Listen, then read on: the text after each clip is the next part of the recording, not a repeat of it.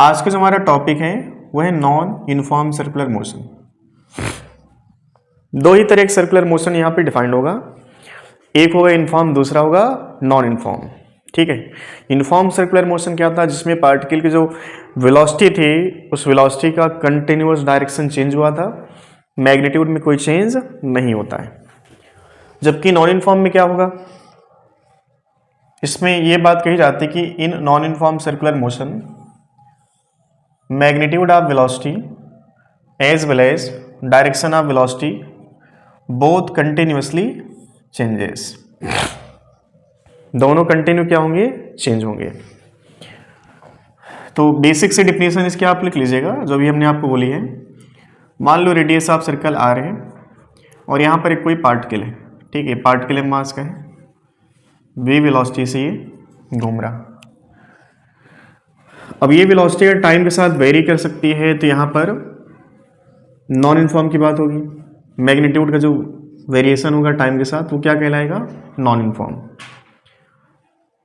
अब इससे पहले जो डायरेक्शन ऑफ वेलोसिटी था उसको चेंज करने के लिए कौन आया था, रेडियल एक्सीलरेशन। ठीक है, जिसको हम लोगों ने सेंटीपिटल एक्सीलरेशन भी कहा था। ठीक है, तो कल के डेट में आप इसको रेडियल कहो, एक सेंटीपिटल कहो, दोनों बात बराबर है। ठीक है, तो रेडियल इसलिए कहा जाता है क्योंकि ये along the radius of circle होता है। ठीक है, एसी का सिर्फ एक पर्पज होगा, to change direction of velocity. अब हमने कहा कि यहां पर कंटिन्यूअस मैग्नीट्यूड भी चेंज होगा, तो मैग्नीट्यूड चेंज करने के लिए कौन आएगा, एटी। अब एटी या तो वेलोसिटी का जो मैग्नीट्यूड है इसको बढ़ाएगा और या तो घटाएगा। ठीक है, दोनों पॉसिबिलिटी हो सकती है।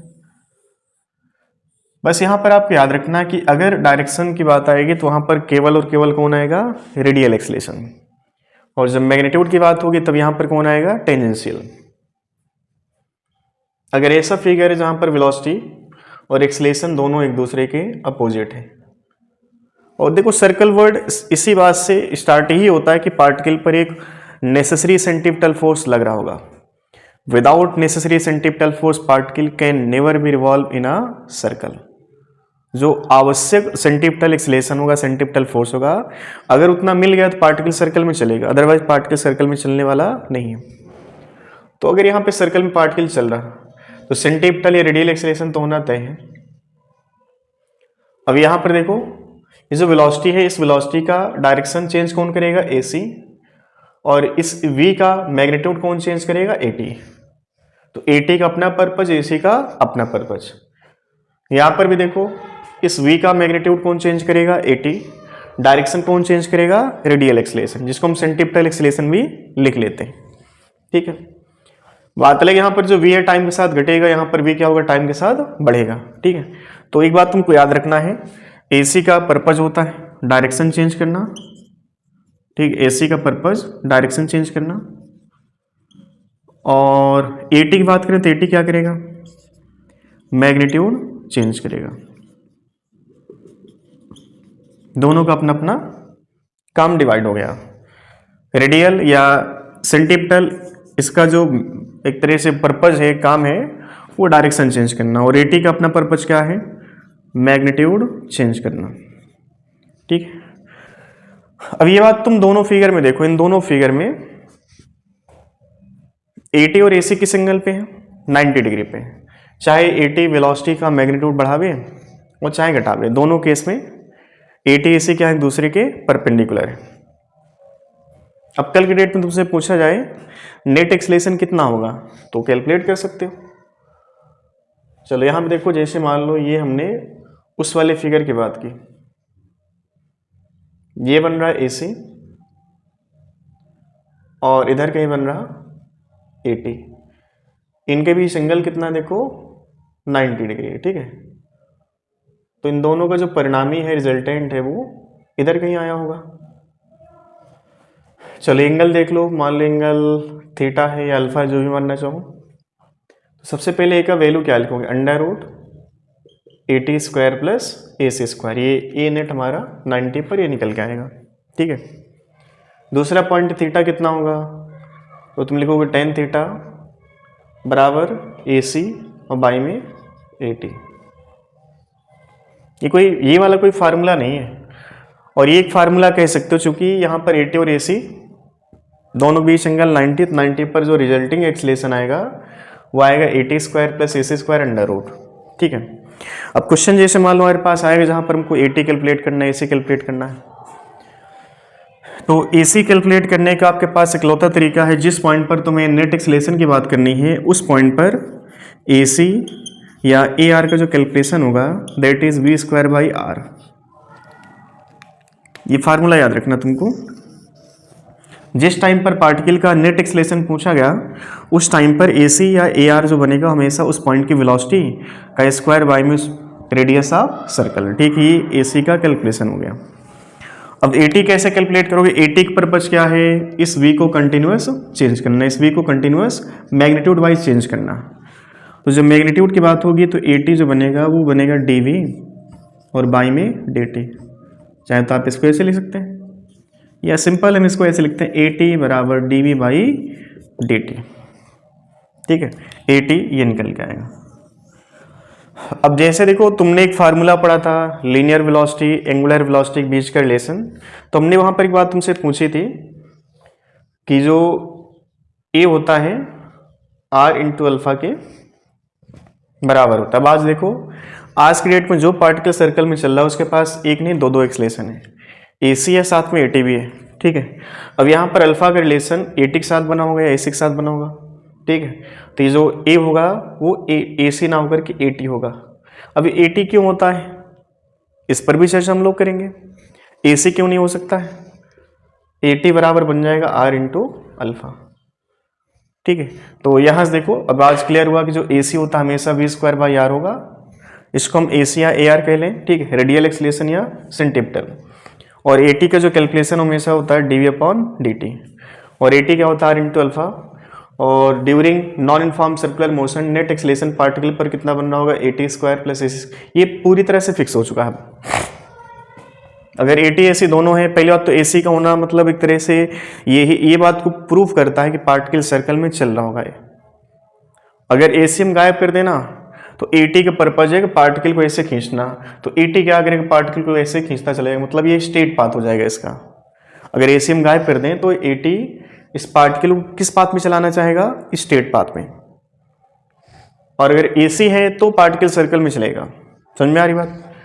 तो ए टी ए सी दोनों है, मतलब कि ये जो केस हमारा कैसा नॉन यूनिफॉर्म सर्कुलर मोशन, और इस केस में net acceleration of the particle that is under root A T square plus A C square, ये बन जाता है।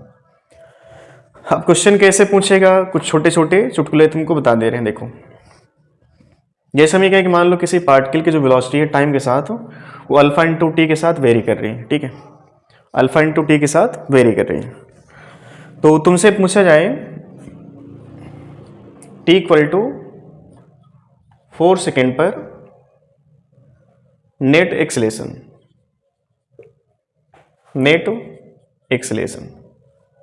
मास मान लेते हैं पार्टिकल का है 1 kg। ठीक है, मास 1 kg। फोर्स भी पूछ सकता है नेट एक्सलेशन या नेट फोर्स, बेसिक सा चुटकुला है। रेडियस ऑफ सर्कल मान लो यहाँ पे दिया है 2 मीटर ऐसे। अब देखो सबसे पहले तुम्हें ए सी कैलकुलेट करना, तो ए सी के लिए क्या करना है? सिंपल सा कैलकुलेशन होता है ए सी का वी स्क्वायर बाई आर। ठीक है, V square by R. V कितना है उसको चेक कर लो। देखो टी इक्वल टू क्या 4 सेकेंड, और अल्फा यहाँ पर कुछ मानते हैं डाटा। चलो अल्फा के डाटा हम नहीं मानते, अल्फा एक नंबर है तो अल्फा को अल्फा रहने दो। टी इक्वल टू 4 सेकेंड तो क्या बन जाएगा 4 अल्फा का स्क्वायर और बाई में रेडियस ऑफ सर्कल कितना है 2 मीटर। ठीक है, इसको स्मॉल आर कर लो। तो ए सी क्या निकल के आएगा बोलो? 16 अल्फा स्क्वायर बाई में 2 कितना बन जाएगा? 8 अल्फा स्क्वायर। अब ए टी कैलकुलेट करना, सबसे पहले तुम्हें क्या करना है? ए टी के लिए इस v को टाइम के साथ डिफरेंशिएट करना। बताओ v का वैल्यू क्या बन रहा है यहाँ पे? अल्फा इंटू टी, तो D D T alpha into T क्या बनेगा बोलो? केवल अल्फा। ठीक है, टी का 1 हो जाएगा।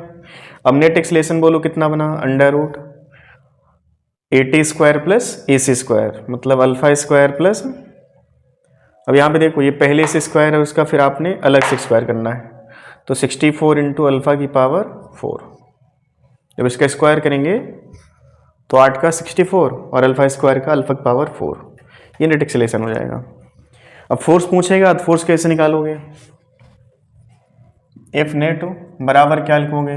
एम इंटू ए नेट।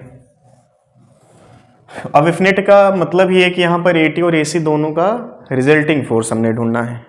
तो रिजल्टिंग फोर्स ढूंढने का मतलब कि मास और रिजल्टिंग एक्सेलेरेशन कितना है? Alpha square plus 64 into alpha power 4। ऐसे यहाँ पर आप इसको भी कर सकते हो आर्यवासन में।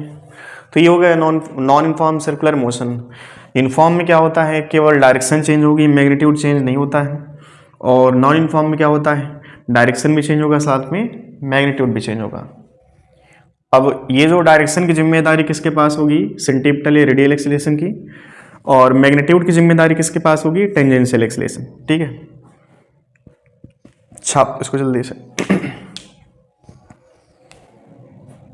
चलिए छाप लिया होगा इसको। अब कुछ नॉन इनफॉर्म सर्कुलर मोशन से रिलेटेड कुछ पॉइंट आपको याद रखने हैं। जैसे आपने इनफॉर्म सर्कुलर मोशन में कुछ पॉइंट लिखे थे कि जब भी particle inform circular motion perform करेगा तो उस केस में पावर डिलीवर कितना होता है? हमेशा 0। पावर डिलीवर कितना होगा? बोलो 0। वर्क डन कितना था? बोलो 0 था। चेंज इन काइनेटिक एनर्जी कितना था? बोलो 0। Change in magnitude of velocity कितना था? Non zero. Change in speed कितना था? 0। चेंज इन लीनियर मोमेंटम कितना था? Non zero. तो वो पैरामीटर 0 थे जो स्केलर थे, वो पैरामीटर नॉन जीरो थे जो वेक्टर थे, क्योंकि vector depends on direction as well as magnitude. तो आपको ये पॉइंट याद रखना है regarding non uniform circular motion. Point आपको याद रखना है कि जब भी पावर डिलीवर की बात करेगा क्या बनेगा? Non zero. वर्क डन की बात होगी क्या बनेगा? ये non zero. Change in kinetic energy क्या बनेगा? Non zero. Change in velocity क्या बनेगा? ये भी क्या बनेगा? Non zero. Change in linear momentum क्या बनेगा? बोलो ये नॉन जीरो। मतलब कुल मिला के आप ये कहो हिंदी में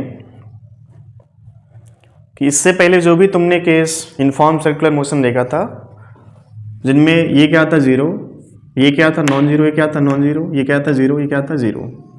बट आज के टाइम में सभी क्या है? Parameter non zero. अब देखो तुमसे कुछ केस में पावर डिलीवर की बात करेगा। पावर डिलीवर का फार्मूला क्या होता है? किसी स्टैंड पर पावर की बात करता है, पावर का फार्मूला क्या होता है? Force into velocity into cos theta. ठीक है, अब ये बात तुमको पता है कि जो फोर्स होगा वो दो तरह का होगा, एक सेंटीपिटल और दूसरा टेंजेंशियल। ठीक है, वेक्टर फॉर्म में इसको लिख लेते हैं हम लोग इंटू एफ टी। ठीक है, और ये कॉस थीटा हटा दो, यहाँ पर इसको लिख लो वेलोसिटी वेक्टर। एफ सी और वी का जो डॉट आएगा कॉस 90 के हिसाब से आएगा, तो आप F C into V cos 90। ठीक है,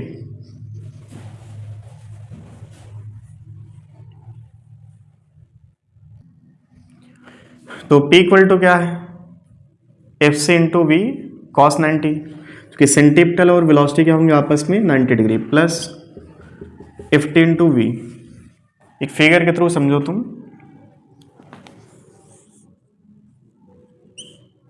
particle mass m, velocity v, ऐसे यहां पर कहीं होगा सेंटीपिटल, और नीचे या ऊपर की तरफ मान लो ये है एफ टी। ठीक है, अब देखो वेलोसिटी का परपेंडिकुलर क्या है? F C. वेलोसिटी के अपोजिट क्या है यहाँ पर? F T. ये वेलोसिटी डायरेक्शन में भी हो सकता है। ठीक है, तो यहाँ पर तुम cos 0 लिखो चाहे cos 180, ओवरऑल पावर डिलीवर यहाँ पे होनी तय है। ठीक है, तो इस पर्टिकुलर केस के हिसाब से यहाँ पर cos क्या बन गया? cos 180। ये पैरामीटर क्या हो जाएगा? 0। Power deliver due to tangential force कितना बनेगा? एफ टी इंटू वी, और cos 180 क्या होगा? -1। तो ये चीज़ आपको याद रखनी कि power deliver due to tangential force ही हमको मिलता है। सेंटीपिटल फोर्स या रेडियल फोर्स की बात करें इसके द्वारा पावर डिलीवर नहीं होती है। इतनी बात आ रही समझ में? इसको नोट कर लो। पावर डिलीवर कैलकुलेशन तुमको ऐसे करना है, नोट कर इसको जल्दी से।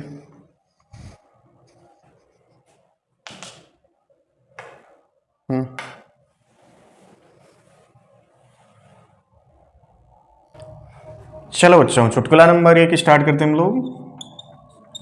चुटकुला नंबर 1 ये है कि मान लो कोई पार्टिकल है एक सर्कुलर पाथ पे चल रहा, और सर्कुलर पाथ पे चलते समय जो वेलोसिटी है वो के आर इंटू टी ऐसे कुछ करके वेरी हो रही है, ठीक है। जो मैग्नीट्यूड ऑफ वेलोसिटी है टाइम के साथ ऐसे वेरी कर रहा। के यहाँ पर कांस्टेंट है, आर का मतलब क्या है, रेडियस ऑफ सर्कल है। तो हमसे पूछा कि नेट एक्सेलरेशन कितना होगा, पार्टिकल का मास m मान लिया जाए, तो ड्यूरिंग सर्कुलर मोशन किसी स्टैंड पर पार्टिकल पर नेट एक्सेलरेशन कितना होगा। तो पहला कर्तव्य ये है कि आपको AC कैलकुलेट करना बहुत आसान है। AC कैलकुलेट कैसे करते हैं बोलो, v² r से। v कितना लिखें बोलो, के आर टी, मतलब k² r²t² ठीक है। क्या बना बोलो, k² r into t²। AT calculate करना भी बहुत आसान है, क्योंकि अगर तुमको डिफरेंशिएशन आता है तो कर ले जाओगे। क्या होता बोलो, dv/dt, बोलो ddT। v का फंक्शन क्या है, के आर टी। अब इसमें जो चीज़ वेरी कर रहा है उसको निपटा दो, मतलब डिफरेंशिएट कर लो। के आर बाहर ले लो, टी कितना बन जाएगा 1, फाइनली के इंटू आर। तो AT कितना हमारे पास है, के इंटू आर। तो किसी टी टाइम पर या किसी स्टैंड पर नेट एक्सेलरेशन कितना है, तो आपको सिंपल सा कैलकुलेशन ये करना है, √AT² प्लस AC², ठीक है। तो AT की बात करें, AT कितना है, AT कितना बोलो, के इंटू आर, इसका होल स्क्वायर प्लस AC कितना बोलो, k² r इंटू t², इस पूरे का होल स्क्वायर, ये A आ जाएगा। अब अगर तुमसे पूछा जाए नेट फोर्स कितना है, तो F नेट भी कैलकुलेट किया जा सकता है। कैसे, m इंटू ए नेट से, बोलो कर सकते हो उसको। ये यहाँ से निकाल लो, ए नेट यहाँ पर रख करके F नेट कैलकुलेट कर लेना। अब इसी क्वेश्चन में थोड़ा सा मिर्च मसाला ये मिलाएगा कि पार्टिकल की जो वेलोसिटी है, वेलोसिटी ना कह करके क्वेश्चन में कहेगा हमसे कि पार्टिकल की जो काइनेटिक एनर्जी है उसका variation as a radius as a time के आर टी, ये दिया होगा। अब यहाँ पर के काइनेटिक एनर्जी है। फिर से क्वेश्चन रिपीट किया, किसी टी टाइम पर पार्टिकल पर नेट एक्सेलरेशन कितना बन रहा होगा। अब तुमको पता है कि जो काइनेटिक एनर्जी होती है वो हाफ mv² के बराबर होती है, ठीक है। अब देखो के का वैल्यू कितना हमारे पास है, काइनेटिक एनर्जी की वैल्यू कितना, के आर टी, ठीक है, के आर टी। के यहाँ पर कोई एक न्यूमेरिकल वैल्यू है, कांस्टेंट है। के आर टी बराबर क्या लिखोगे, हाफ mv², कुछ भी टफ नहीं है। वेलोसिटी कितना आएगा देखो, वहाँ से 2k RT/m, ये आ जाएगा भी। अब AC निकालना था, तो AC कैसे निकालोगे बोलो, AC कैसे निकालोगे बोलो भाई, v²/r से, v²/r से। v कितना हमारे पास देखो, ये अंडर रूट में इसका स्क्वायर करने पर फिर से हमको ये मिल जाएगा। तो क्या लिखें, 2k RT/m और बाई में r, r ने r को, तो ये बन जाएगा 2kT/m, ठीक है। AC आ गया। चलो AT अब निकालो। AT के लिए क्या लिखना तुमको, dv/dt। चलो ये बताओ v का फंक्शन क्या है हमारे पास, इसमें से पूरी चीज क्या है, कांस्टेंट एक्सेप्ट दिस t। तो तुम पहले कांस्टेंट वाला पैरामीटर बाहर ले लो, √2kr/m को हमने बाहर ले लिया। अब बचा क्या हमारे पास, t की पावर 1/2, तो d dt टी की पावर क्या लिखे बोलो 1/2, इसको डिफ्रेंशिएट करना है। चलो इसी लाइन पे आगे देखो, √2kr/m, ये तो एच चीज बाहर रहेगा क्योंकि इस पे सारी पैरामीटर कैसी है, कांस्टेंट है। अब हमको ये पता है कि जो अवकलन होता है उसमें क्या होता है, पावर को मल्टीप्लाई किया था पावर से कम किया जाता है, तो पावर मल्टीप्लाई किया 1/2, टी की पावर बोलो 1/2 माइनस 1, 1/2 माइनस मतलब कि माइनस का 1/2 बनेगा। तो ए टी का जो फंक्शन आएगा दैट इज √2kr/m इंटू 1/2। अच्छा देखो t की पावर -1/2 है, ये बाय में जाएगा पावर इसकी +1/2, क्या इसको √t लिख लें बोलो, √t। अब देखो √2 और ये वाला रूट, ये जो भी है तो इसको साथ में मिला लेते हैं हम लोग, भाई भाई जैसे दिख रहे हैं दोनों ये रूट के साथ, है ना। तो 2kr बाय में √m इंटू टी। अच्छा दो यहाँ पे रूट के बाहर है तो भाई टाइप नहीं दिख रहा है, इसको जब अंदर ले जाएंगे तो स्क्वायर हो जाएगा ये, ठीक है। तो 2 का स्क्वायर कितना बन गया 4, ठीक है। 2 से 4 खत्म करें, बाई में कितना बनेगा 2, तो ए टी का वैल्यू कितना बना बोलो √kr/2m इंटू टी, ये आ गया ए टी। और ये क्या हमारे पास ए सी। अब सारा खेल खत्म हो गया, तुमको अब क्या करना है, नेट एक्सीलरेशन निकालना था, तो √, क्या लिखते तुम, AT² प्लस AC² लिखते क्या, डाटा रख के चेक कर लो यहाँ पे। इसका स्क्वायर करो तो 2kT/m का होल स्क्वायर, ठीक है। चलो यहाँ पर AC हमने पहले लिख दिया तो इसको तुम AC लिख लो, नहीं बाद में बच्चा कहेगा कि सर आपने AT के डाटा की जगह पर AC रख लिया, बाकी बात सेम है, चाहे पहले इसको लिख लो, ठीक है। प्लस AT², AT का स्क्वायर मतलब ये जो रूट है स्क्वायर करने पर हट जाएगा, मतलब कि KR बाई में 2MT बनेगा, ये नेट एक्सीलरेशन आ गया।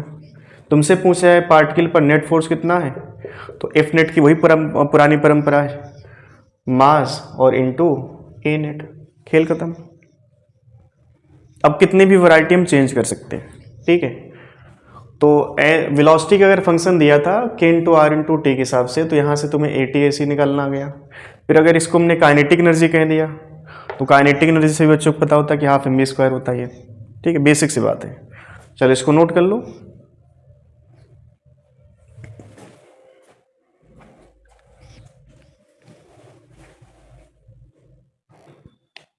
नोट कर लिया इसको।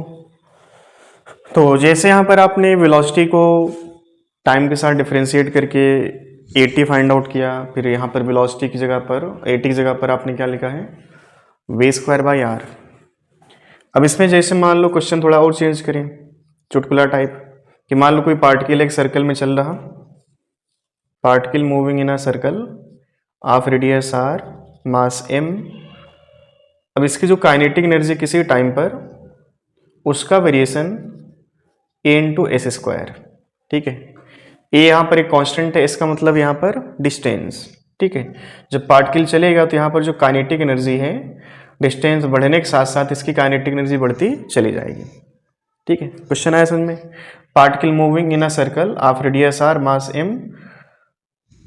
m, radius r, kinetic energy of the particle varies as a distance k equal to a into S²। ए यहाँ पर एक कांस्टेंट है और इसका मतलब यहाँ पे डिस्टेंस। तुमसे पूछा है F नेट कितना होगा, ठीक है, और इससे पहले तुम्हें कैलकुलेट करना ए नेट कितना होगा, ठीक है। चलो इसको स्क्रीन पॉज करके एक बार देख लो।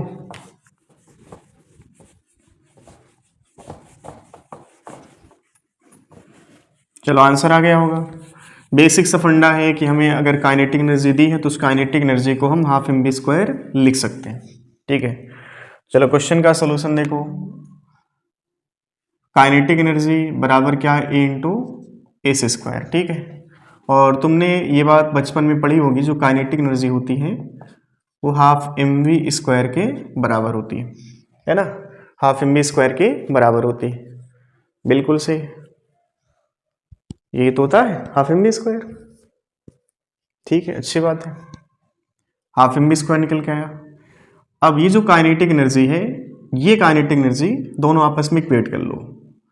तुम लिखो हाफ एम बी स्क्वायर बराबर किसके, ए एस स्क्वायर के। ठीक है, अब इसमें जो एस है वो वेरी कर रहा, वी स्क्वायर बराबर क्या लिखोगे, बोलो बोलो, 2a S square by M. ठीक है, किसी इंस्टेंट की बात की है, किसी इंस्टेंट पर नेट फोर्स या नेट एक्सेलेरेशन कितना होगा। अब चूंकि एक बात पहले से ये डिसाइड हो चुकी है कि पार्टिकल की जो काइनेटिक एनर्जी है उसको चेंज कौन करवा सकता है, केवल और केवल टेंजेंशियल एक्सेलेरेशन। सेंट्रीपिटल एक्सेलेरेशन या सेंट्रीपिटल फोर्स के पास इतनी ताकत नहीं होती है कि वो मैग्नीट्यूड ऑफ वेलोसिटी या काइनेटिक एनर्जी को चेंज कर सके। सेंट्रीपिटल का सिर्फ एक ही पर्पज होता है, to change the direction of velocity. तो ये बात तो बिल्कुल सही थी कि यहाँ पे सेंट्रीपिटल भी होगा, टेंजेंशियल भी होगा। सेंट्रीपिटल कैसे कैलकुलेट करोगे, बोलो, ए सी बराबर वी स्क्वायर बाई आर से। ठीक है, रेडियस ऑफ सर्कल हमने क्या माना, कैपिटल आर। डाटा रखो, बताओ वी स्क्वायर पूरा पूरा कितना हमारे पास है, 2a S square by M. ठीक है, ये तो वी स्क्वायर है और बाई में रेडियस ऑफ सर्कल, ये ए सी हमने कैलकुलेट कर लिया।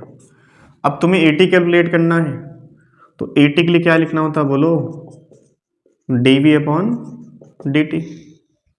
चलो बताओ, v बराबर क्या मिलेगा यहाँ से, ये जो v हमारा कितना मिल जाएगा, बोलो, under root 2a S square by M power 1/2 into D D T. ठीक है, चलो ये बात तुमको पता है कि जो 2a बाई एम है कांस्टेंट पैरामीटर, इसको बाहर ले सकते हैं, तो हम 2a बाई एम को बाहर ले लेते हैं रूट सहित, और इस स्क्वायर को क्या लिख सकते हैं, बोलो, इस स्क्वायर को हम पावर 1/2 से इस लिख सकते हैं, मतलब ds ओवर dt। अब ds ओवर dt सिंपल क्या दिख रहा, v है, तो at बराबर क्या मिला, under root 2a by M into ds by dt किसके बराबर है, बोलो, v के। इसको हम क्या लिखेंगे, बोलो, v। ठीक है, v का फंक्शन देखो यहां से रखो, ये v बराबर कितना मिल रहा तुमको, under root 2a S square by M, ये मिल रहा होगा, समझ में आ रही बात। चलो, तो अब इसमें देखो ये रूट और ये वाला रूट सेम है, तो ए टी बराबर क्या लिखेंगे, बोलो, under root 4a square S square और बाई में एम स्क्वायर। लिख सकते हैं, लिख सकते हैं ना, हाँ बिल्कुल लिख सकते हैं, ये ए टी आ गया। अब तुम्हें क्या करना है, ए नेट बताना है। ए नेट कैसे बताओगे, under root A T square plus A C square से। ठीक है, चलो बताओ, ए टी का वैल्यू क्या है, ये पूरा, ठीक है, इसका स्क्वायर है, तो सिंपल सा इसको डायरेक्ट आप लिख लो, 4a square S square by M square under root plus A C square. A C कितना बोलो, 2a S square by M into R, इस पूरे का होल स्क्वायर। समझ में आ रही बात। चलो ए नेट बताओ कितना आएगा यहाँ से, देखो इसका स्क्वायर करोगे तो कितना बन जाएगा, 4a स्क्वायर इसकी पावर 4 और बाई में M square into R square. तो और इसको सिंप्लीफाई करते हैं इस बार हम लोग, 4a square S square by M square plus क्या लिखेंगे, बोलो, 4a स्क्वायर इसकी पावर 4 और बाई में क्या लिखेंगे, बोलो, M square into R square. अब तुम्हें जो है यहाँ पे जो चीज़ कॉमन है दोनों से, उसको रूट के बाहर ले लो, स्क्वायर वाला पैरामीटर रूट के बाहर आ जाएगा जो कॉमन हो। चलो बाहर निकालते हैं, इसमें देखो क्या चीज़ कॉमन है, 4a square S square by M square, इन दोनों में से कॉमन है और रूट के बाहर आ जाएगा। ठीक है, जब रूट के बाहर आएगा तो ये बन जाएगा 2, ये बन जाएगा a, ये बन जाएगा s, ये बन जाएगा l। मतलब ए नेट क्या लिखोगे बोलो तुम, 2 AS/m, अंदर क्या बचेगा बोलो रूट के, क्या बचेगा बोलो 1, क्या बचेगा बोलो S² बस ये बचेगा। समझ में आ रही बात? इसको अंदर भेजोगे तो 4A² S² हो जाएगा। ठीक है, यहाँ पर अब तुमने ए नेट कैलकुलेट कर लिया, एफ नेट भी कैलकुलेट कर सकते हो, चूंकि हमसे क्वेश्चन इस बार डायरेक्ट पूछा एफ नेट, तो एफ नेट डायरेक्ट आप निकाल लो। क्या लिखें बोलो, एम इंटू ए नेट। अब डाटा यहाँ पे देखो, एम से ऊपर नीचे एम कैंसिल आउट, तो हम डायरेक्ट यहाँ पे आंसर लिख रहे हैं 2AS√1 + S²/R²। ठीक है, ये चुटकुला नंबर जो भी रहा हो। ठीक है, तो बेसिक चुटकुला अभी हम लोग कर लेते हैं। अगर काइनेटिक एनर्जी वेरी कर रही है तो फाइनली वहां पर क्या लग रहा होगा, टेंजेंशियल। और अगर काइनेटिक एनर्जी वेरी नहीं कर रही मतलब वहां पर सिर्फ और सिर्फ क्या होगा, सेंटीपिटल। कितना छाप लो, सबसे पहले छाप लिया।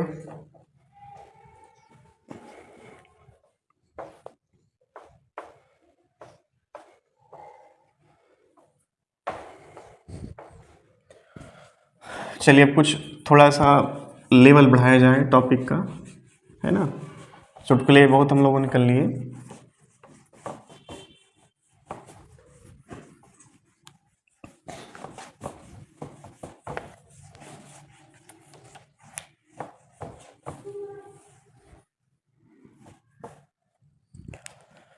चलिए, जैसे हमने ये बात बोली थी कि मान लो एक धागे से, ऐसे चुटकुले कर लेना आप लोग। ठीक है, कि 2 डिफरेंट मास के पार्टिकल थे, उनको 2 अलग अलग रेडियस के सर्कल में घुमाना शुरू किया, तो उनकी काइनेटिक एनर्जी सेम है। ठीक है, तो क्वेश्चन पूछा उनका सेंट्रीपिटल फोर्स का रेशियो क्या होगा। ऐसे चुटकुले तुम लोग कर लेना, इसमें कोई खास दम नहीं होगी।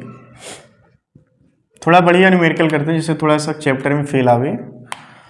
तो हमने क्या किया कि एक धागे से, एक ही ब्लॉक है एम मास का। ठीक है, एम मास का एक ब्लॉक है और टेबल पर रखा हुआ है ऐसे। ठीक है, ये टेबल का सरफेस और ये कोई ब्लॉक है, इसको हमने क्या किया, रस्सी से बांध दिया ऐसे। ठीक है, ये जो ब्लॉक है जहां पे रखा है उसके 2 केस हो सकते हैं, एक तो स्मूथ सरफेस और दूसरा rough surface. Length of thread मान लो L है। ठीक है, क्वेश्चन इसमें पूछा जाए कि जैसे मान लो हमने ब्लॉक को घुमाया, तो घुमाते समय इसके पास जो वेलोसिटी है वो मान लो v है ऐसे। ठीक है, तो क्वेश्चन पूछा कि इसमें टेंशन कितना होगा, जो रस्सी है इस रस्सी में टेंशन कितना होगा, रस्सी में टेंशन कितना होगा। तुम ये बात फील कर सकते हो कि जो ब्लॉक है वो कभी सर्कल में चलना नहीं चाहता। बाहर कौन फेंकेगा इसको, सेंट्रीफ्यूगल, अंदर कौन खींचेगा, सेंट्रीपिटल। तो अंदर जो खींच के लाएगा उसको हम क्या कहते हैं हिंदी में, सेंट्रीपिटल फोर्स या रेडियल फोर्स। रेडियल फोर्स जो देता है उसका नाम कुछ भी हो सकता है, it may be tension, it may be friction, ही कुछ भी हो सकता है। ठीक है, अभी फिलहाल के केस में फ्रिक्शन 0 है, ये ब्लॉक बाहर भागना चाहेगा, सेंट्रीपिटल फोर्स क्या करेगा, इसको अंदर खींचेगा। तो सिंपल से आप लिखना तुमको, टेंशन बराबर हुआ mv² रेडियस ऑफ सर्कल। तो रेडियस ऑफ सर्कल कितना होगा, लेंथ ऑफ थ्रेड के बराबर, मतलब mv²/L। ठीक है, पहला केस। इसमें कहोगे सर इसमें क्या रॉकेट साइंस है भाई, है ना, और रॉकेट साइंस दिखाते हैं। यही ब्लॉक था, यही रस्सी भी थी, हमने क्या किया कि जो ब्लॉक था इसको हमने ऐसी जगह पर रखा जहां का सरफेस कैसा था, रफ था। म्यू यहाँ पर नॉन जीरो था, और इनफैक्ट म्यू का वैल्यू हमने मान लिया म्यू, जो नॉन जीरो वैल्यू हमने इसको मान लिया म्यू। और ये जो ब्लॉक है ना हॉरिजॉन्टल टेबल पे घूम रहा, वेलोसिटी इसके पास v मान लेते हैं। क्वेश्चन इस पे बहुत बेहतरीन ये बनता है कि जो फ्रिक्शन फोर्स है उसकी डायरेक्शन कहाँ पे होगी, फ्रिक्शन फोर्स की डायरेक्शन कहाँ पे होगी। तुम ये जो फिगर है ना इसको फील करना कि फिगर ऐसे है, ये टेबल मान लो और ये जो कैप दिख रहा है ना तुमको हाथ में मेरे, एक कैप एक तरह से ब्लॉक है, ठीक है। तो इसका वेट नीचे लग रहा होगा mg, तो mg यहाँ पर हम नीचे नहीं बनाएंगे, mg कहाँ पर बन रहा होगा, अंदर की तरफ, ठीक है। mg कहाँ बन रहा होगा, अंदर की तरफ। समझ में आ रही बात? चलो ये बात क्लियर है। अब तुम्हें ये बताना है कि जो फ्रिक्शन फोर्स की डायरेक्शन है, फ्रिक्शन फोर्स कहाँ लग रहा होगा। या तुम इसको ऐसे समझो कि ब्लॉक ऐसे रख दिया, ठीक है, तो mg आप नीचे बना सकते हो सिंपल से, ठीक है। ये जो वेलोसिटी है, इस वेलोसिटी को तुम क्या समझोगे, अंदर की तरफ।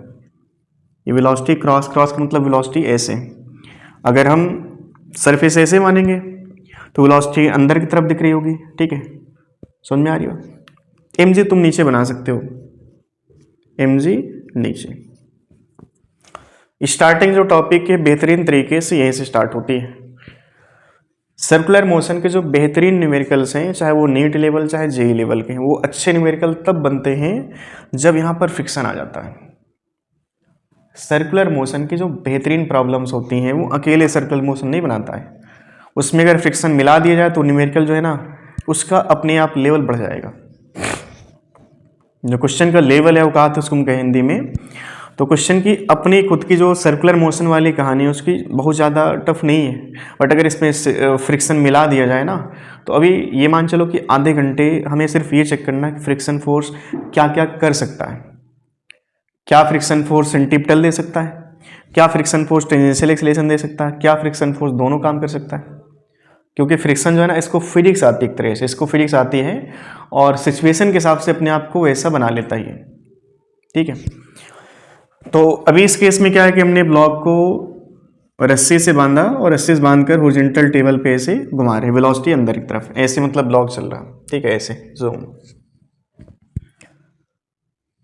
तुम्हें ये बताना है फ्रिक्शन फोर्स कहाँ लग रहा होगा। रेडियस ऑफ सर्कल की बात करें तो रेडियस ऑफ सर्कल बन रहा होगा। बहुत सारे बच्चे कहेंगे सर पार्ट के लिए जो ब्लॉक है बाहर भागना चाहेगा, फ्रिक्शन क्या करेगा, इसको अंदर खींचेगा। समझना, गलत फहमी यहाँ पे होती है। एक बेहतरीन न्यूमेरिकल स्टार्ट यहीं से होती है। कुछ बच्चों का ये होगा कि जो ब्लॉक है सर कहाँ भागना चाहेगा, बाहर। बिल्कुल सही बात तुमने बोला, अगर रस्सी ना होती तो ब्लॉक कहाँ भागना चाहता, बाहर। और जब ब्लॉक बाहर भागना चाहता फ्रिक्शन क्या करता है, इसको अंदर खींचता, अंदर खींचता वो।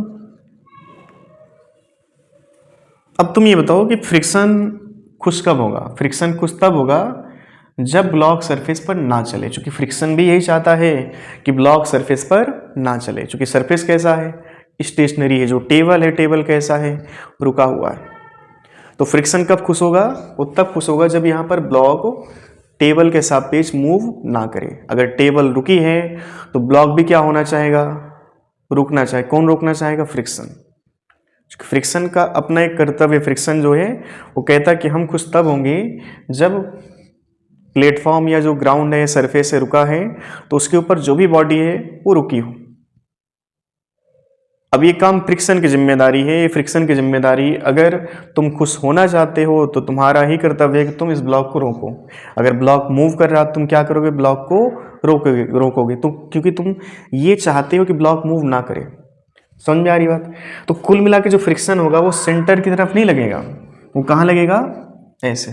क्योंकि ब्लॉक अगर ऐसे चल रहा तो वेलोसिटी कहाँ पर, वेलोसिटी अगर मान लो अंदर की तरफ, फ्रिक्शन कहाँ लग जाएगा, बाहर की तरफ। ये बढ़िया इलस्ट्रेशन होती हैं।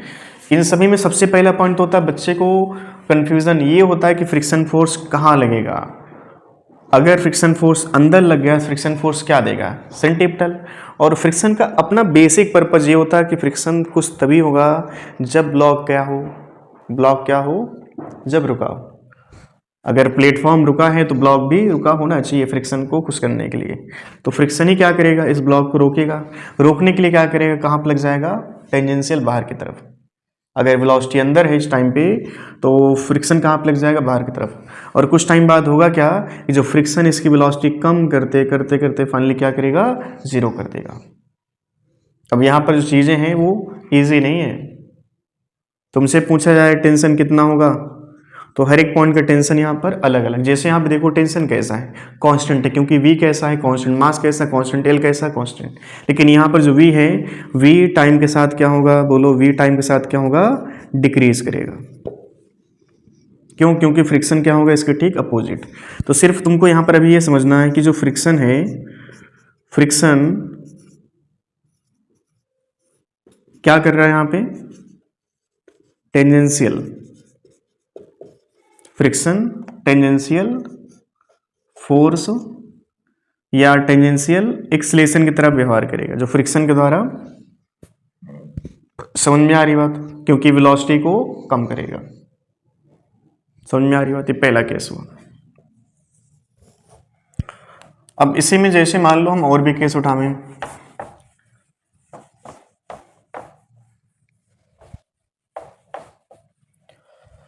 अच्छा देखो, सेंट्रिपेटल की जिम्मेदारी किसके पास, आज भी किसके पास है, टेंशन के पास।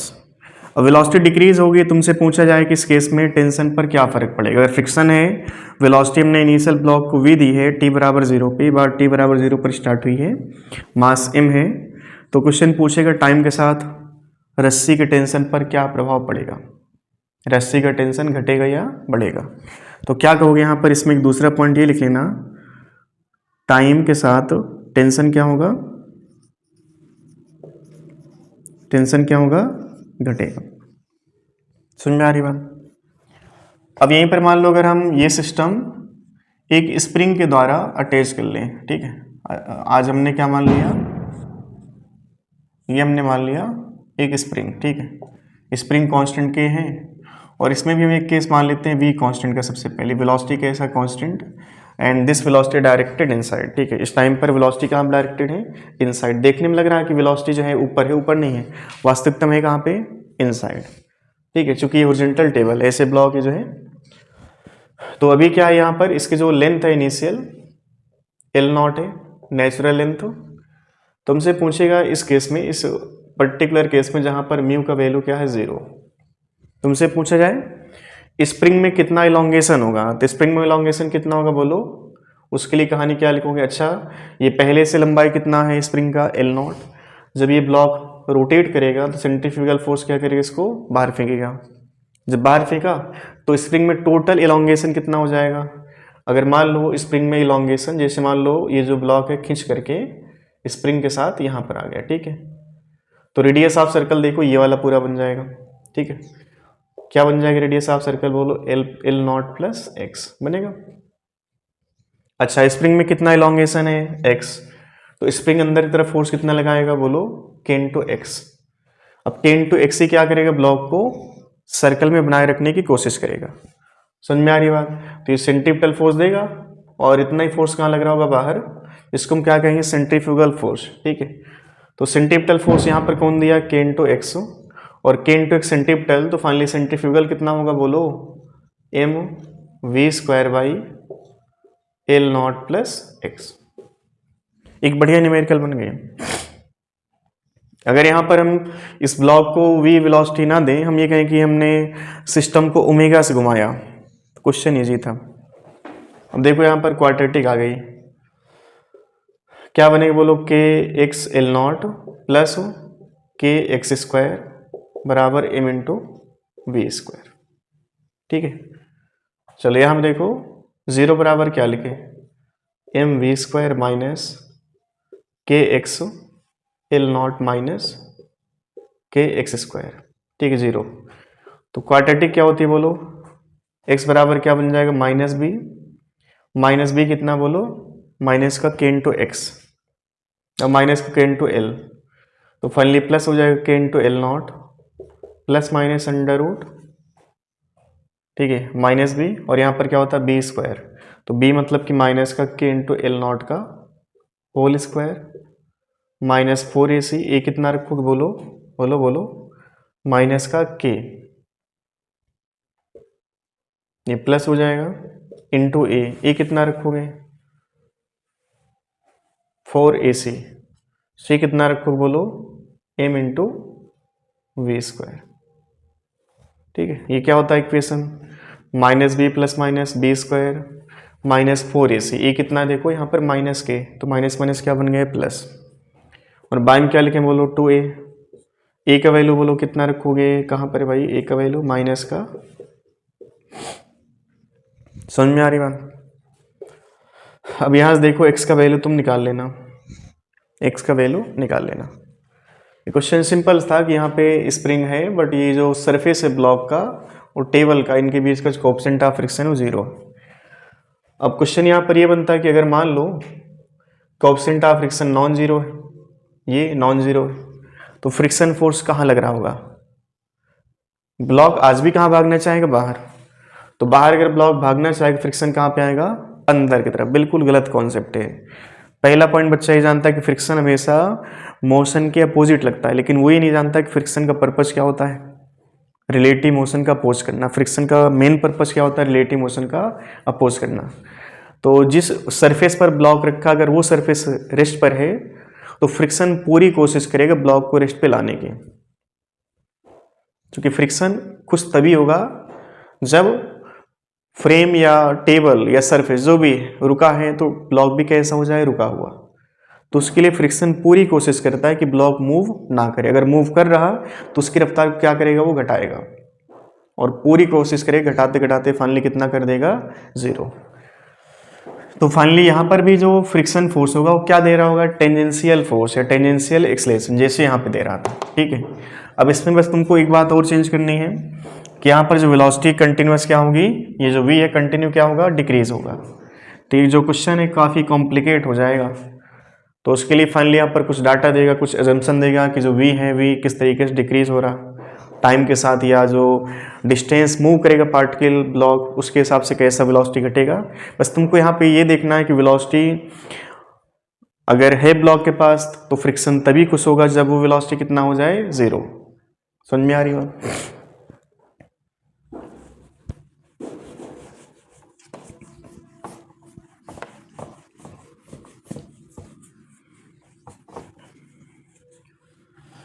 अब इसमें देखो बेसिक बेसिक बातें हम लोग पहले निपटा देते हैं। जैसे मान लो कि एक रोटेटिंग टेबल है, रोटेटिंग सर्कुलर प्लेटफॉर्म, ऐसे मान लो एक बेहतरीन न्यूमेरिकल से हम लोग अब ये एंट्री कर रहे हैं। जो है मान लो पहला केस है, ठीक है, ये पहला केस है। इसमें हमने ये मान लिया रेडियस आर है, जो डिस्क है प्लेटफॉर्म है इसकी रेडियस क्या है, आर है। ठीक है, और यहाँ पर एक ब्लॉक हमने रखा है, ये ब्लॉक है,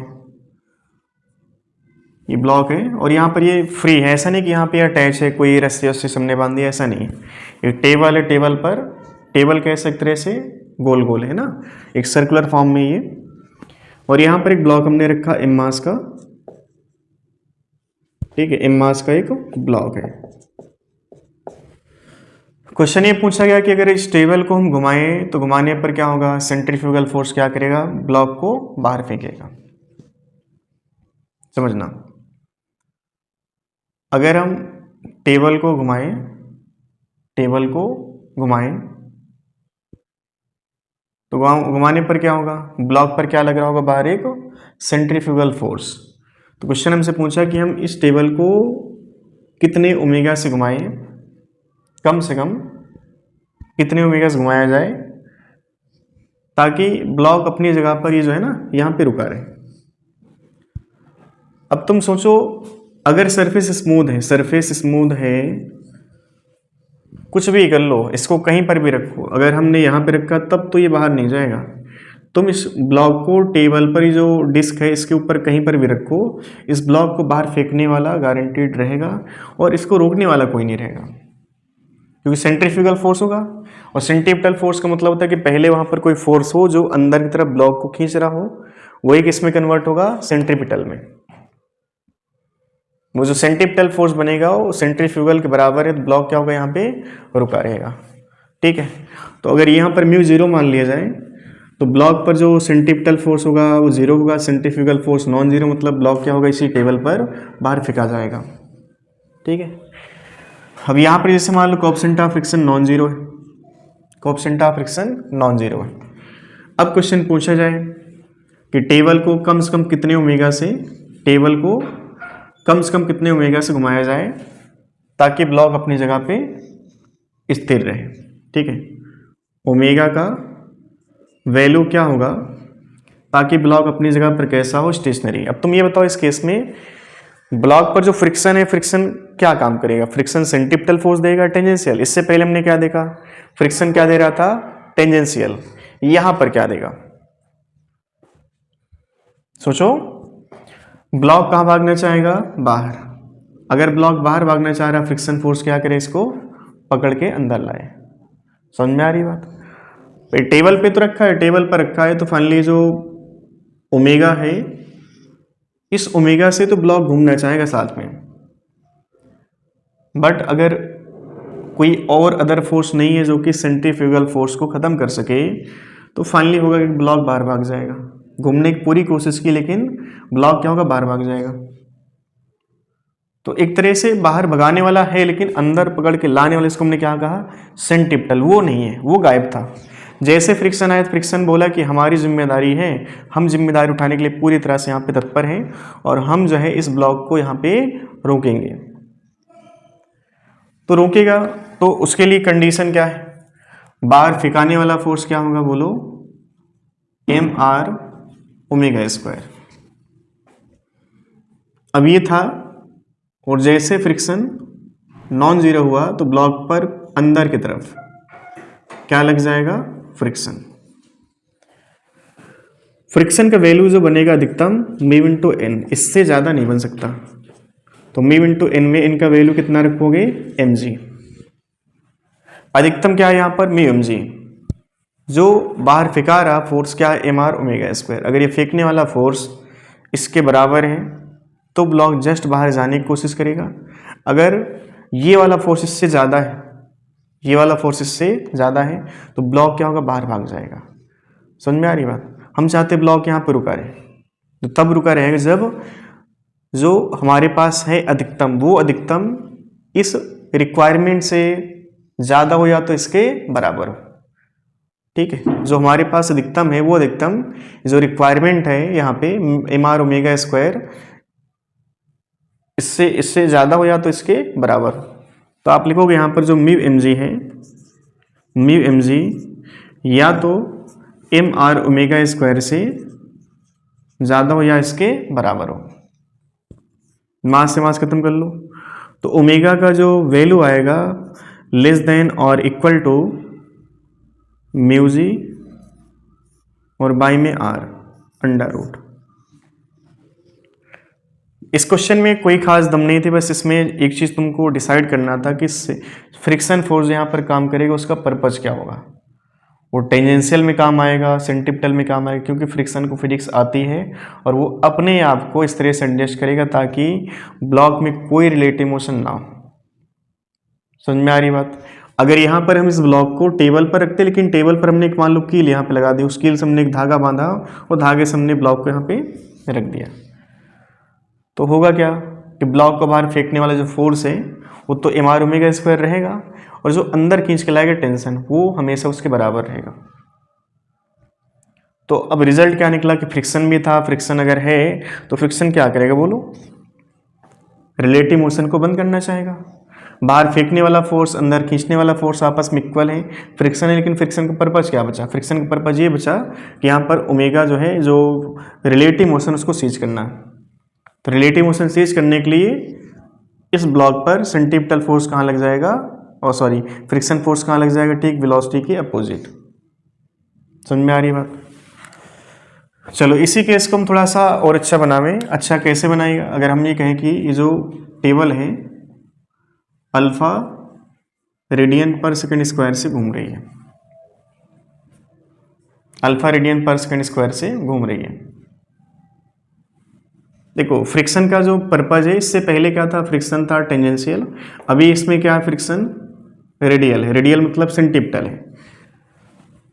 अब अगर हम इसी टेबल को ओमेगा से और अल्फा रेडियन पर सेकंड स्क्वायर से घुमाना शुरू करें जीरो एंगुलर वेलोसिटी से, तो किस ओमेगा पर ये ब्लॉक इस टेबल से बाहर भाग जाएगा, जैसे ओमेगा के यहाँ पर वैल्यू क्या निकल के आया, लेस देन और equal to mu G by R, ये ओमेगा है। इस ओमेगा पर जो है पार्टिकल जो ब्लॉक है जस्ट बाहर फेंकने वाली कंडीशन पर पहुंच गया था। जैसे अगर आपने इस ओमेगा से थोड़ा सा एक्सीड किया ओमेगा, ये मान लो हमारे पास कुछ वैल्यू है, कुछ डाटा है ओमेगा का 10 रेडियन पर सेकंड फॉर एग्जांपल, और आपने मान लो 10 से बढ़ाकर 10.5 कर दिया, तो 10.5 पर ब्लॉक को बाहर फेंकने से कोई बचा नहीं पाएगा। समझ में आ रही बात? अगर 10 से कम है या 10 के बराबर है तो ब्लॉक उसी टेबल के साथ घूमता रहेगा। तो इस बार हमने क्या माना कि जो टेबल है एक अल्फा रेडियन पर सेकंड स्क्वायर के कांस्टेंट एक्सेलेरेशन से रिवॉल्व कर रही है। तो हमसे पूछा कि टेबल का ये जो डिस्क है, टेबल जो भी कह लो, इसका ओमेगा क्या निकल के आएगा जहां पर ये जो ब्लॉक है जस्ट सरफेस से फ्री होने वाला है। फ्री होने मतलब कि ब्लॉक जो है टेबल छोड़ करके बाहर आने वाला है। समझ में आ रही बात? अब जो अल्फा यहाँ पर, ये जो अल्फा के अल्फा का पर्पज क्या होता है? अल्फा का पर्पज होता है dw/dt, ये हमको पहले से पता है। dw/dt मतलब क्या है? Rate of change of angular velocity. ठीक है, तो पहले क्या था कि हमारे पास पर्टिकुलर एंगुलर वेलोसिटी थी। इस एंगुलर वेलोसिटी पर ब्लॉक सरफेस से बाहर आ जाएगा। अब अगर हम इस टेबल को हौले हौले धीरे धीरे घुमाना शुरू करें जीरो एंगुलर वेलोसिटी से, तो जो अल्फा एंगुलर वेलोसिटी देगा, एक कोई ना कोई तो एंगुलर वेलोसिटी आएगी, उस एंगुलर वेलोसिटी पर ब्लॉक फिर से क्या करेगा, सरफेस से बाहर आने की कोशिश करेगा। ये अल्फा के द्वारा जो ओमेगा निकल के आएगा और जो पहले ओमेगा था, क्या दोनों सेम होंगे? पहले केवल क्या था? पहले केवल था ओमेगा, आज क्या यहाँ पे अल्फा। अल्फा के द्वारा जो ओमेगा बनेगा वो ओमेगा पहले वाले ओमेगा के बराबर होगा क्या? समझ में आ रही बात? ये ओमेगा नहीं होगा। समझे? एक बेहतरीन प्रॉब्लम है ये ओमेगा वो ओमेगा है जब हमने टेबल को कांस्टेंट ओमेगा से घुमाया था। आज की डेट में क्या, जो टेबल है सर्कुलर टेबल है, इसका ओमेगा कांस्टेंट है, ओमेगा यहाँ पर कांस्टेंट नहीं है। लगातार ओमेगा क्या होगा, अकॉर्डिंग टू दिस अल्फा बढ़ता चला जाएगा। तो ये नहीं कहना कि जो पहले ओमेगा था उसी ओमेगा पर आज भी वही ब्लॉक उसी जगह पर बैठ करके सरफेस से फ्री होने की बात कहेगा। समझ में आ रही बात? अल्फा आने से क्या दिक्कत आई? अल्फा आने से दिक्कत आई कि यहाँ पर जो एक्सलेशन होगा इस वाले ब्लॉक का, वो केवल सेंटीपिटल नहीं होगा। समझना, वो केवल सेंटीपिटल नहीं होगा। अल्फा के थ्रू लीनियर वेलोसिटी का जो मैग्नीट्यूड है वो चेंज होगा, और लीनियर वेलोसिटी का मैग्नीट्यूड चेंज होने का मतलब कि टेबल का लीनियर वेलोसिटी क्या होगा, चेंज होगा। और लीनियर वेलोसिटी चेंज होने का मतलब हुआ कि यहाँ पर टेंजेंशियल एक्सलेशन आ गया होगा। ब्लॉक पर क्या बन रहा होगा, टेंजेंशियल एक्सलेशन। अगर ब्लॉक और टेबल पर अगर टेंजेंशियल एक्सलेशन है तो ब्लॉक पर भी टेंजेंशियल एक्सलेशन होना जरूरी है। अगर हम चाहते हैं कि ब्लॉक टेबल के साथ हमेशा रहे, तो ब्लॉक टेबल के साथ हमेशा तब रहेगा जैसे जैसे टेबल में वेरिएशन आवे वैसे वैसे ब्लॉक में वेरिएशन आवे। समझ में आ रही बात?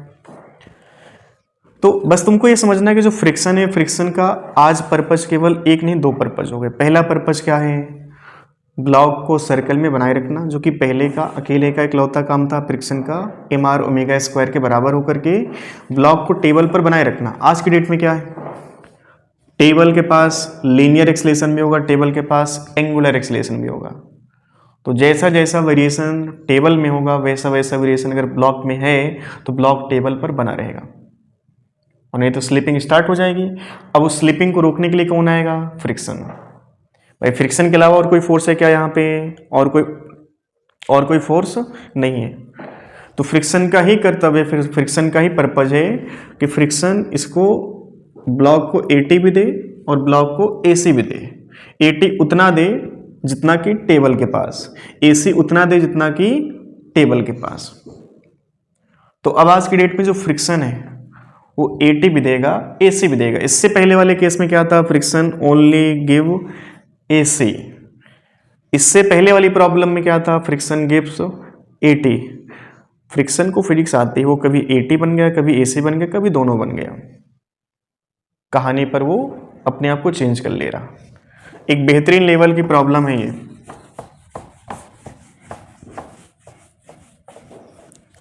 चलिए अब जो ओमेगा यहाँ पर बनेगा ये वाला ओमेगा नहीं बनेगा, इसके लिए कुछ नया ओमेगा आएगा। तुम समझो ये जो टेबल है इस टेबल के पास कहानी क्या बन रही है, टेबल के पास कहानी है इस वाले पॉइंट के पास ड्यू टू अल्फा 80 होगा, और यहाँ पर टेबल घूम रही है तो यहाँ पर AC भी होगा, ठीक है AC होगा। जो ब्लॉक यहाँ पे रखा आपने उस ब्लॉक के पास भी ये दोनों चीज़ें होनी चाहिए, एक तो AC और दूसरा AT। चलो ये बताओ कि जो टेबल का AT है क्या वो R इंटू अल्फा के बराबर होगा? Radius of circle, radius of table जो है R है, वो AT बराबर क्या होगा? R into alpha. AC कितना होगा बोलो? AC होगा ओमेगा स्क्वायर इंटू R, ठीक है ओमेगा स्क्वायर इंटू R। चलो ये बताओ कि जो AC होगा कौन दे रहा होगा? फ्रिक्शन। फ्रिक्शन जो है ना, देखो फ्रिक्शन टोटल यहाँ पर ऐसे लग रहा होगा, जो ब्लॉक ऐसे रखा है ना उस ब्लॉक पर फ्रिक्शन का जो नेट फोर्स होगा वो नेट फोर्स ऐसे बन रहा होगा। इस नेट फोर्स का एक Ft जो कि टेंजेंशियल और एक ऐसे बन जाएगा Fc जो कि बनेगा सेंटीपिटल। तो AC हमारे पास कितना ओमेगा स्क्वायर आर, ये ओमेगा स्क्वायर आर किसका है? टेबल का। अगर ये ओमेगा स्क्वायर आर टेबल का है तो ये ओमेगा स्क्वायर आर इस ब्लॉक का भी होना चाहिए, और AT R इंटू अल्फा किसका? टेबल का, इस वाले पॉइंट का। तो इस ब्लॉक का भी जो यहाँ पे पहले रखा था इसका भी AT कितना होगा? R into alpha. समझ में आ रही बात? चलो फ्रिक्शन जो काम करेगा वो काम करेगा AT और AC का। तो AT और AC किस एंगल पे? 90 पे। बोलो बोलो मास इंटू F। अगर ये फ्रिक्शन ही टोटल, ये जो फ्रिक्शन है टोटल, ये टोटल फ्रिक्शन ही AC और AT में कन्वर्ट हो रहा, तो मास इंटू A नेट की बात होगी। बोलो A नेट कितना होगा? अंडर रूट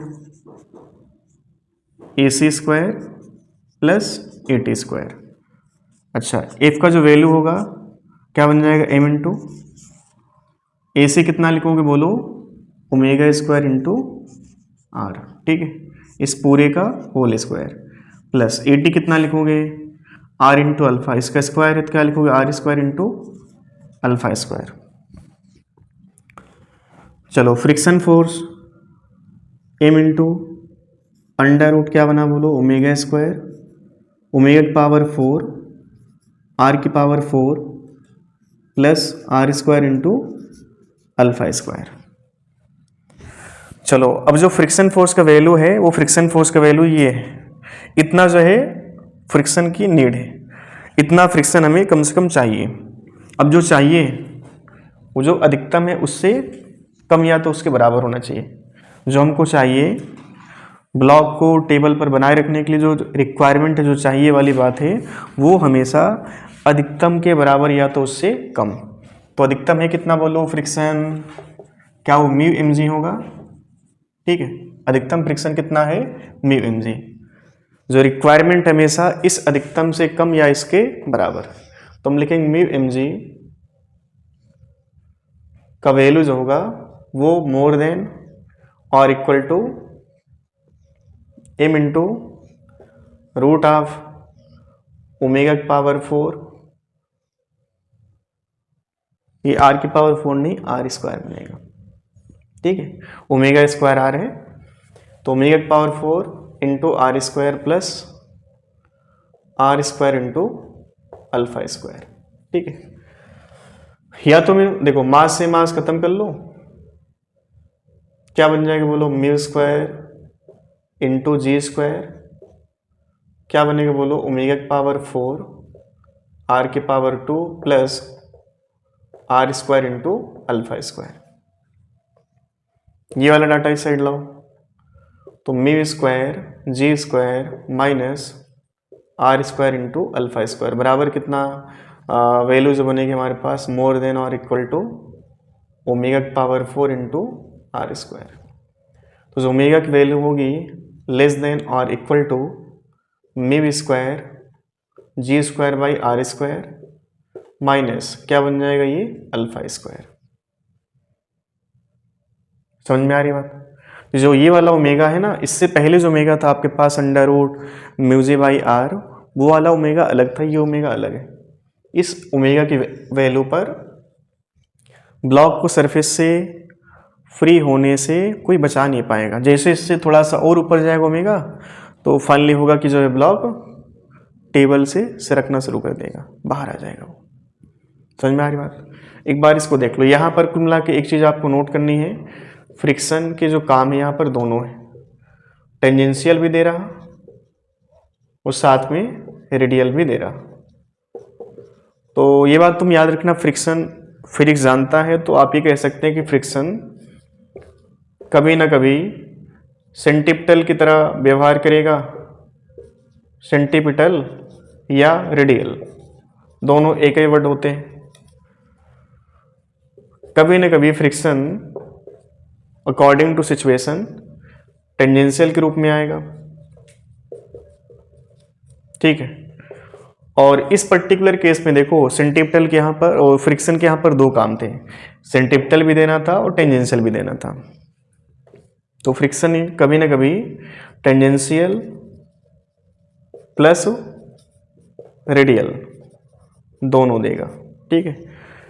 तो ये चीज़ अच्छे से नोट कर लेना कि फ्रिक्शन केवल और केवल सेंटिपिटल नहीं देता है, अकॉर्डिंग टू सिचुएशन फ्रिक्शन अपने आप को एडजस्ट करेगा, क्योंकि इसको फिजिक्स आती है और फिजिक्स के हिसाब से ये अपने आप को एडजस्ट करेगा कि अगर नीड सेंटिपिटल वाली है सेंटिपिटल जैसा व्यवहार करेगा, नीड अगर टेंजेंशियल वाली टेंजेंशियल वाला व्यवहार करेगा, ठीक है। दोनों की रिक्वायरमेंट दोनों तरह व्यवहार करेगा। समझ में आ रही बात? इसको आप अच्छे से नोट कर लो।